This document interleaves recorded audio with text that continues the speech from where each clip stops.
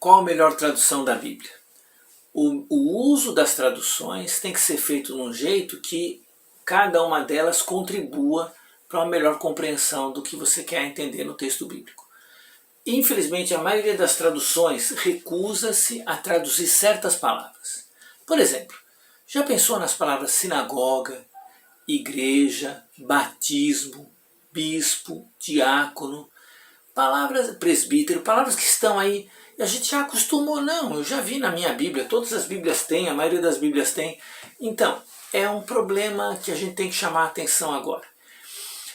O que é uma tradução? Uma tradução é você pegar um termo, uma expressão, uma palavra numa língua e trazer aquele termo para a outra língua num significado relativamente equivalente. É isso que a questão de equivalência, de dar o mesmo sentido, comunicar a mesma ideia, enfim, é o princípio fundamental das traduções. Tem aquelas chamadas de equivalência dinâmica, que são um pouco mais flexíveis, aquelas de equivalência formal, que são bem, assim, quase que palavra por palavra tem uma equivalência. Agora, quando eu falo de palavras não traduzidas, eu estou falando das transliterações. Você pega uma palavra numa língua e basicamente troca as letras para colocar na língua, vamos dizer, destino, na língua de origem e na língua de destino. Então, por exemplo, a palavra sinagoga, no Novo Testamento grego, quando nós lemos no grego, a palavra é sinagogé. Olha só, é a mesma palavra. Quando eu pego a palavra diácono, no Novo Testamento, no grego, é diáconos. Então, o que aconteceu? A palavra em português, sinagoga, diácono, tem a mesma sonoridade, tem o mesmo sentido, o mesmo, vamos dizer, as mesmas letras quase, só foi trocado do alfabeto grego para o alfabeto latino, que é usado para escrever o português. Então, não houve uma verdadeira tradução. Deixa eu citar um caso mais grave. A palavra batismo, no grego, baptismos ou baptisma, o verbo baptizem. Então, essa palavra foi traduzida direto para o português, batismo. Mas o que significa batismo? Batismo é o que você faz nas igrejas, depende, cada igreja faz de um jeito. Agora, se a gente não tivesse transliterado a palavra, tivesse pegado o sentido e traduzido, a gente ia ver que batismo é imersão, mergulho. Então já determinaria a forma de fazer aquilo.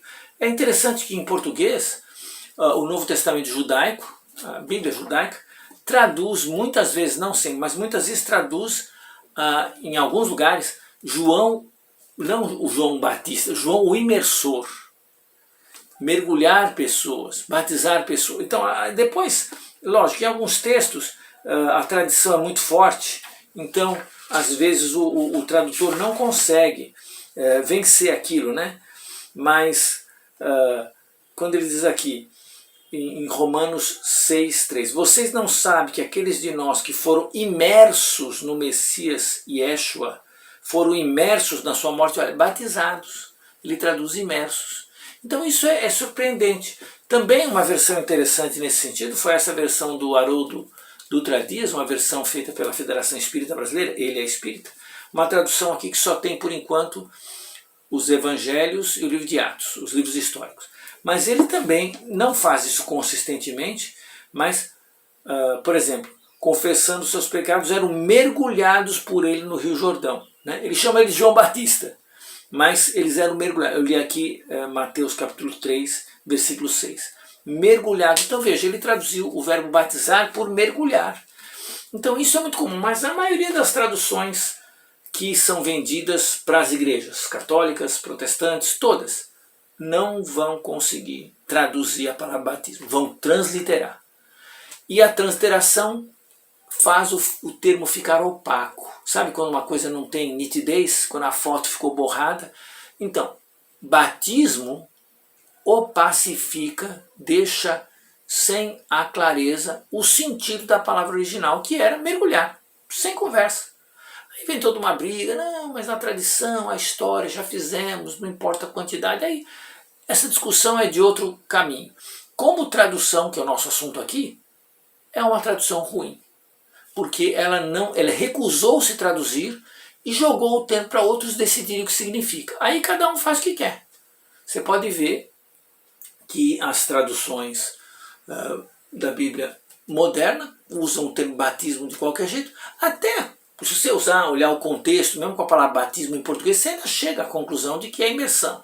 Mas não interessa, podia ter resolvido isso na tradução. O termo presbítero, mesma coisa. O que é presbítero? No grego, presbíteros. Aí, em português, presbítero. Então não houve tradução. Você vê que o som, presbíteros, presbítero, trocou letra. O que significa presbítero? A tradução correta seria ancião. Realmente seria o mais velho. Né? Mais velho. Literalmente mais velho. E aí a gente tem mais velho ou ancião. Mas isso começou lá com as versões latinas antigas. Os cristãos antigos, já traduzindo do grego para o latim, já começaram em alguns lugares, em vez de usar senex, sênior, começaram a usar a palavra grega em latim. Que eles fizeram isso muitas vezes, emprestavam palavras. Só que aí São Jerônimo, mais tarde, quando normalizou aquela tradução antiga latina para gerar a Vulgata, em alguns lugares, não em todos, entrou em lugar de presbíteros o termo latino para presbítero. E aí, quando Almeida fez sua tradução direto do grego, lá no século XVII para o século XVIII, aí sim o Almeida evitou a palavra presbítero, que em português não existia. Sabe que a palavra presbítero em português ela é recente, ela apareceu em português no século XVIII. É bem possível que ela veio pelo Antônio Pereira de Figueiredo, que foi o segundo tradutor da Bíblia português, só que ele foi para o latim, e do latim traduziu para o português. E no latim ele tinha lugares que não tinham o termo presbítero, e ele pôs presbítero em português. Né? Então, depois que o Antônio Pereira de Figueiredo fez a versão dele, que é uma versão católica, mais tarde os protestantes revisaram as versões de Almeida. E os protestantes, que alguns deles eram metodistas, presbiterianos, que tinham presbíteros na sua organização da igreja, contrabandearam o termo para dentro da Bíblia. Então, as versões portuguesas perderam a riqueza que Almeida não colocou presbítero em nenhum lugar no Novo Testamento. Mas os revisores de Almeida introduziram o termo em vários lugares onde eles tinham a palavra ancião. Porque não interessa, nem é o catolicismo nem é o protestantismo que o termo ancião apareça. Primeiro que muitos desses presbíteros, tanto o presbítero romano, o padre, às vezes é jovem, não é ancião, e o presbítero protestante também é jovem, não é ancião, muitas vezes. Então, como entre o grupo, aí, esse grupo religioso chamado Mormon, os meninos andam com a plaquinha aqui, Elder. Elder significa ancião, mas eles são meninos de 17, 18 anos, né? Então, é que está em inglês, que está entendendo que tá aquilo aí, mas é uma bobagem. Então, presbítero foi uma tradução ruim, porque tirou o termo do seu sentido original, virou um título religioso, como se fosse um posto, como se o cara fosse tenente, coronel, uma palavra que tem significado na hierarquia religiosa. E não era. Era uma designação da maturidade, da idade da pessoa. Às vezes o ancião é um ancião da igreja, ou seja, ele cuida da igreja, ou não, é um ancião porque ele é velho. Mas o termo não traduzido, transliterado, de novo, escondeu o sentido original e introduziu novos sentidos de hierarquia, de poder, de mando, que não estavam presentes no sentido original. Também a palavra bispo é uma corruptela. Em grego, episcopos. E aí, essa episcopos, esse P vai virar B. Você pode ver no espanhol, tem obispo, que é a palavra espanhola para bispo, é obispo. Né? Mas vem do episcopo, que entrou no latim episcopus, depois na Península Ibérica foi falado o bispo, finalmente caiu o bispo. É uma corruptela, mas o que significa episcopos? Episcopos pode vir do verbo episcopem, que significa cuidar, olhar, vigiar e visitar.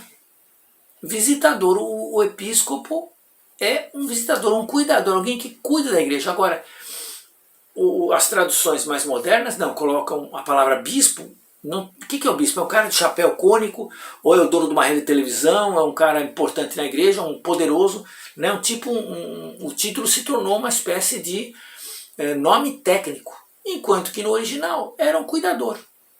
Era alguém que vigiava, alguém que ia atrás de visitar o doente. Então veja, a não tradução, a recusa da tradução, acaba com o sentido do termo. Diácono, mesma coisa em grego, diáconos, em português, diácono. O que significa diácono? Auxiliar, gente, servo. Mas o cara recebe o posto de diácono na igreja, agora eu sou diácono, agora eu mando. Então, está tudo errado, porque o termo descaracterizou a tradução de diácono. É uma coisa que ninguém... O que é diácono? É o cara da igreja que ajuda o padre, que ajuda o presbítero, que ajuda o pastor. Bom, aí esse cara tem um posto intermediário na hierarquia. Isso não tem nada a ver com o sentido original. Até o termo igreja é uma corruptela, né? Porque eclesia, em grego, eclésia, no latim, iglesia, e em espanhol, igreja em português. Você vê que vem numa linha. Igreja é corruptela da palavra grega eclesia, não foi traduzido. O que significa igreja? Olha, igreja, a palavra eclesia era a assembleia cívica da cidade greco-romana. Então, quando os cristãos começaram a usar o termo igreja para descrever a sua situação, eles não estavam pensando num nome técnico da igreja, estavam pensando na nossa assembleia. E essa assembleia estava em concorrência com a assembleia da cidade, ou seja, até um certo ponto, chamar um grupo de cristãos de eclesia era um desafio político. Um desafio dizendo, aqui nós somos realmente o grupo que vive aquilo que é a cidadania. Lá fora, aquela outra, a eclesia, ela é uma eclesia que não se orienta corretamente. Então os cristãos tinham, vamos dizer entre aspas, um governo paralelo, um governo concorrente, onde o rei não era o Nero, não era o pessoal da cidade, era o Cristo. Eclesia era esse sentido. Agora, também tinha um sentido de reunião, congregação. Não cai naquela conversa de que eclesia, chamados para fora disso, é muito tradicional, gente, até importante, coloca isso no texto, é bobagem. Essa etimologização não faz sentido, não é assim que funciona a língua não funciona, né, dessa forma de pensar. Então, eclesia significa reunião, congregação, às vezes significa povo, né? Mas a não tradução do termo e criar um termo técnico, igreja, agora usa para prédio. Um termo que era para ser designação das pessoas, significou um prédio, um local, uma placa, uma instituição. E isso não tem nada a ver com o Novo Testamento. Então, quem propiciou esse erro? Traduções que recusaram a fazer o trabalho de tradução. O tradutor, ele é obrigado a traduzir. Quando ele translitera, ele pode transliterar nomes próprios, nomes geográficos, claro, não vai inventar, né? Mas tome cuidado. Às vezes até esses nomes próprios, nomes geográficos, precisam trabalhar por tradução, porque às vezes há uma ligação do nome com a história, com a teologia, com a poesia, com o momento ali.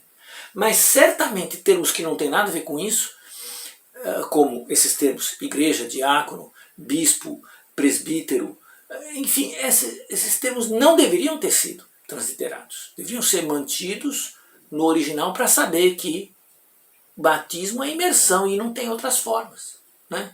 E aí a gente resolveria grandes conflitos que existem no cristianismo hoje só porque nós aceitamos traduzir os termos como eles são. Então, quando você estudar as traduções, veja, até as traduções mais estranhas, até a tradução do Dutra Dias, ou essa tradução aqui, feita numa perspectiva judaica, que não são traduções que eu uso como traduções principais, mas elas, neste momento, me ajudam a ver que estas outras, as mais tradicionais, pisaram na bola nesse momento. Tá bom? Vamos continuar estudando as traduções bíblicas e ver como é que a gente vai crescendo na avaliação e no uso de cada uma delas. Fique com Deus. Até a próxima.